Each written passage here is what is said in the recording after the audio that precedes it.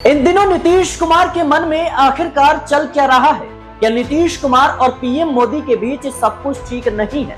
क्या नीतीश कुमार बीजेपी के खेल को समझ चुके हैं? क्या नीतीश कुमार किसी नए रास्ते की तलाश में है? दर्शकों, बिहार में विधानसभा चुनाव नजदीक है, तैयारियां जोरों पर है, लेकिन नीतीश कुमार और पीएम मोदी के बीच सब कुछ ठीक नहीं लग रहा। सवाल उठ रहे हैं कि क्या नीतीश कुमार एनडीए का साथ छोड़ देंगे? क्या नीतीश कुमार पीएम मोदी से बगावत कर देंगे? कारण एक ही है, सीट बंटवारा। नीतीश कुमार चाहते हैं कि उनकी पार्टी को कम से कम 120 से 22 सीटें मिले, यानी करीब आधा।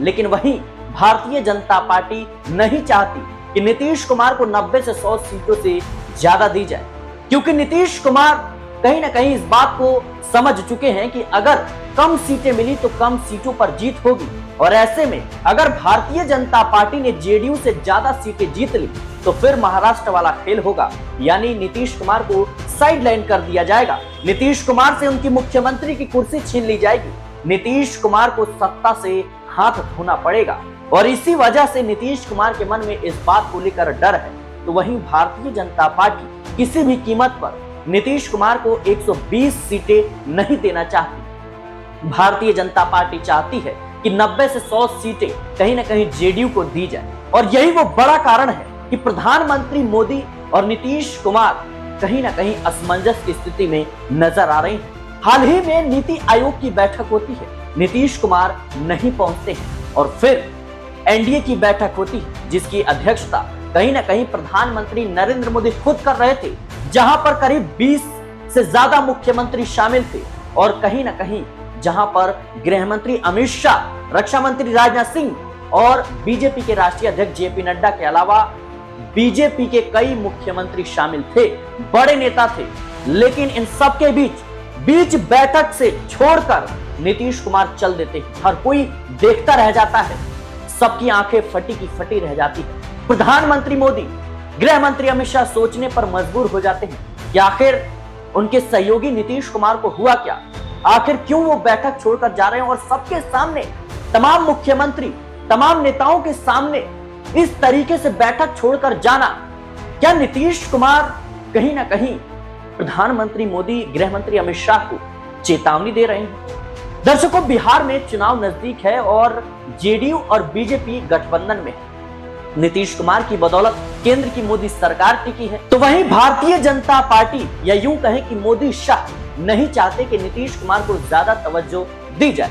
कारण एक ही है, मुख्यमंत्री की कुर्सी। जहां भारतीय जनता पार्टी बिहार में लंबे समय से सत्ता में अकेले अपने दम पर अपना मुख्यमंत्री बनाने का सपना देख रही है, तो वहीं नीतीश कुमार कहीं ना कहीं महाराष्ट्र के खेल से डर गए हैं। महाराष्ट्र में जिस तरीके से एकनाथ शिंदे के चेहरे पर चुनाव लड़ा गया, ऐलान कर दिया गया कि एकनाथ शिंदे कहीं ना कहीं नेता हैं और एकनाथ शिंदे को मुख्यमंत्री बनाया जाएगा, लेकिन जैसे ही भारतीय जनता पार्टी मजबूत स्थिति में आती है, मोदी शाह को इस बात का एहसास हो जाता है कि बिना एकनाथ शिंदे के भी हम सरकार बना सकते हैं, तो बिना किसी देरी उन्हें साइडलाइन कर दिया जाता है, उन्हें मजबूर कर दिया जाता है कि अगर डिप्टी सीएम बनना है तो ठीक, वरना आपसे कोई वास्ता नहीं रहेगा।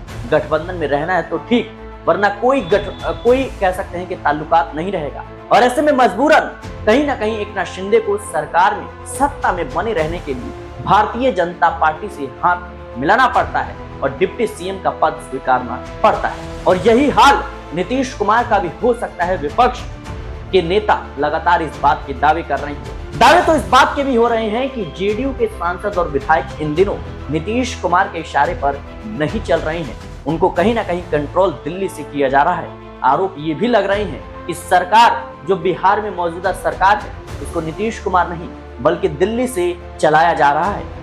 ऐसे में बड़ा सवाल यह है कि क्या नीतीश कुमार कहीं ना कहीं पर्दे के पीछे हो रहा ये खेल समझ चुके हैं? नीतीश कुमार ने हाल ही में भारतीय जनता पार्टी से मणिपुर सरकार से अपना समर्थन वापस लिया। कारण एक ही था कि वहां पर जेडीयू के 6 विधायक थे, लेकिन जो विधायक थे वो कहीं ना कहीं 5 विधायक लगभग भारतीय जनता पार्टी में शामिल हो जाते हैं। यानी अपने ही सहयोगी को तोड़ देना, अपने ही सहयोगी के विधायकों को अपने खेमे में कर लेना, अपने ही सहयोगियों को चोट पहुंचाना, ये कहीं ना कहीं भारतीय जनता पार्टी ने दिखाया।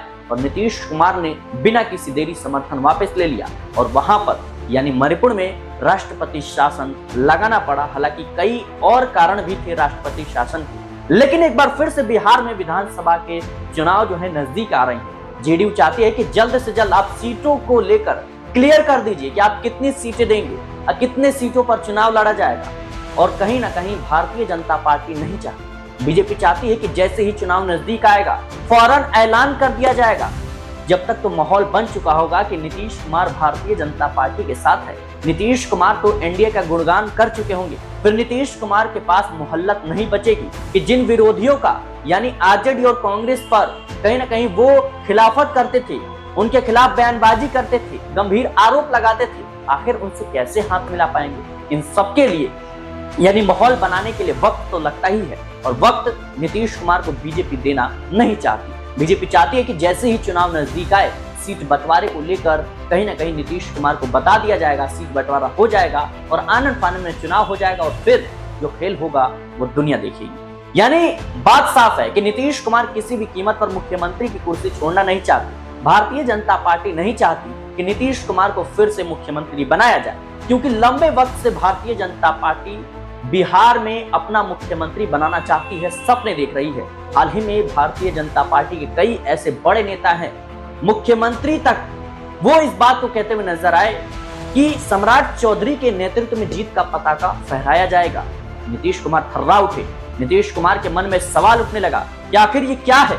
नायब सिंह सैनी जो हरियाणा के मुख्यमंत्री हैं, वो सम्राट चौधरी को अपना नेता बता रहे हैं, फिर मैं क्या हूं। नीतीश कुमार घबराते हुए मोदी शाह से मिलने पहुंचते। फिर बीजेपी सांसद कहीं ना कहीं गिरिराज सिंह का बयान सामने आता है, कहा जाता है कि नीतीश कुमार को भारत रत्न दे दिया जाए। क्या भारत रत्न देकर नीतीश कुमार से मुख्यमंत्री की कुर्सी का सौदा किया जाना था? आखिर क्यों गिरिराज सिंह ने ऐसा बयान दिया? क्या दिल्ली से उन्हें आदेश तो नहीं मिला था? दर्शकों, एकाएक करके बीजेपी के कई नेता हैं, चाहे वो सम्राट चौधरी हो, दिलीप जायसवाल हो या फिर विजय सिन्हा हो, कई ऐसे नेता हैं जिनका बयान सामने आता है और सबके कहीं ना कहीं जुबान पर एक ही बात होती है कि बीजेपी का मुख्यमंत्री बनेगा, बीजेपी अपना मुख्यमंत्री बनाएगी, नीतीश कुमार को मुख्यमंत्री नहीं बनाया जाएगा। चाहे बात हम करें जिस तरीके से विजय सिन्हा ने बयान दिया कि जिस दिन बिहार में अपनी सरकार बनेगी बीजेपी की, उस दिन अटल बिहारी वाजपेयी का सपना पूरा होगा, सच्ची श्रद्धांजलि हो जाएगी। तो वहीं देखा जाए तो दिलीप जायसवाल ये कहते हैं कि नीतीश कुमार के नेतृत्व में चुनाव नहीं लड़ा जाएगा, और गृह मंत्री अमित शाह भरे मंच से कहते हैं कि ये तो संसदीय बोर्ड तय करेगा। अरे तय क्या करना है? नीतीश कुमार के मन में ये तो सवाल उठने लगा कि तय क्या करना है? आपकी बदौलत मेरी सरकार टिकी हुई है, आपकी बदौलत आप केंद्र की सत्ता में बैठे और आप मुख्यमंत्री की कुर्सी मेरे से छीनना चाहते हैं, ये कैसे? ये तो हो ही नहीं सकता। और यही वो बड़ी वजह है कि कहीं ना कहीं एनडीए की बैठक से नीतीश कुमार छोड़कर चले गए। प्रधानमंत्री मोदी के सामने उठकर चले जाना क्या किसी बड़े बगावत का संकेत नहीं दे रही? क्या बिहार में जल्द ही बड़ा खेल होने वाला है? फिलहाल इन तमाम कयासों को लेकर आपकी क्या राय है, हमें कमेंट बॉक्स में जरूर बताएं। देश और दुनिया की तमाम खबरों के लिए बने रहने चलेंगे।